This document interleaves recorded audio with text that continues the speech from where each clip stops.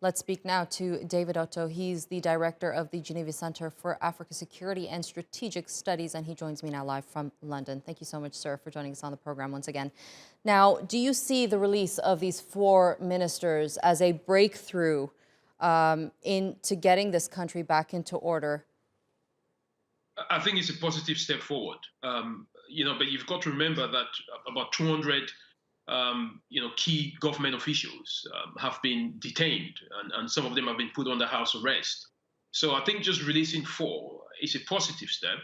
But in terms of quantity and the number of people that are still being detained, it's just a tip of the iceberg.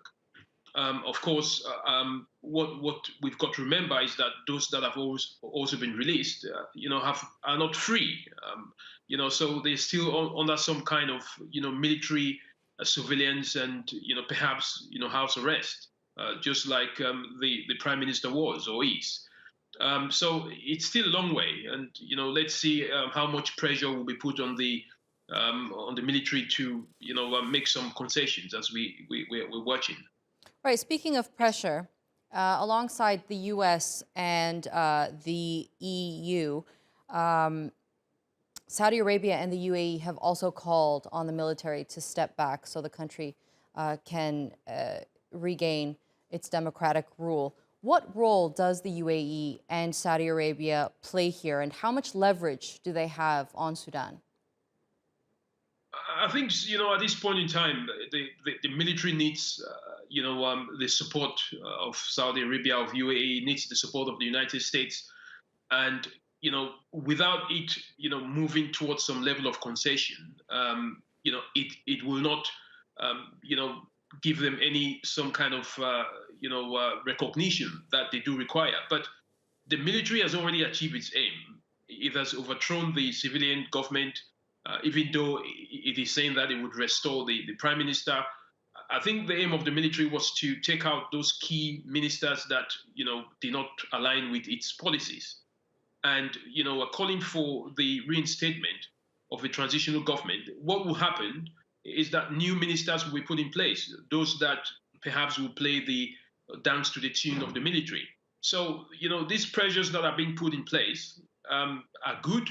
But the military has already achieved its aim, and most of those ministers that have been dethroned will not come back. So, it's just a matter of process now, rather than any, substantive changes.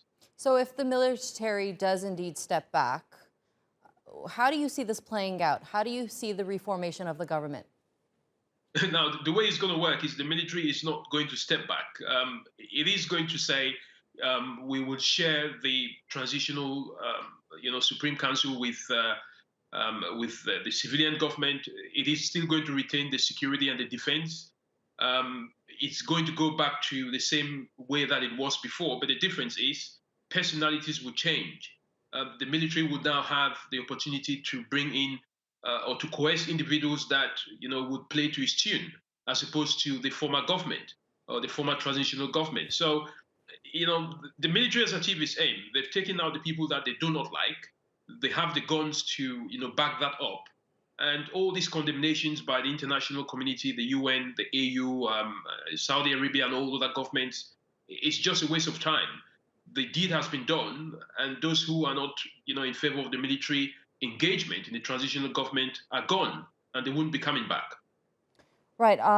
Let's talk about the people in Sudan. They've been protesting, and they've brought a lot of attention to the discourse in their country, whether it be going out onto the streets and demonstrating or even on social media. How important is it that people have their voices heard and these demonstrations continue? I think it's very important, but Sudan is deeply divided. I think you remember before the coup happened, there were a section of the population that went on the streets calling for the military to take over.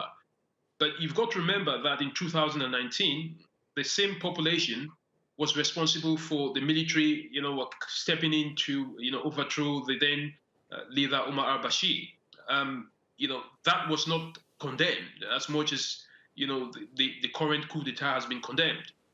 I think, what has been happening is, one way or the other, The population of Sudan has been used, to suit narratives or actions by the military and the government and the civilian government as it suits them. Yes, the population has a say because without the support of the population, the military rule or the military engagement will not be sustainable. But this is why I think Sudanese really need to come together and have one voice. But the division is so high within Sudan between those who are in favor of a military taking in charge and those who are in favor of a democratic system. But let's see who wins at the end of the day. I hope that we come to some kind of an amicable settlement between the two sides. Well, we hope so. David Otto, thank you so much for joining us on the program.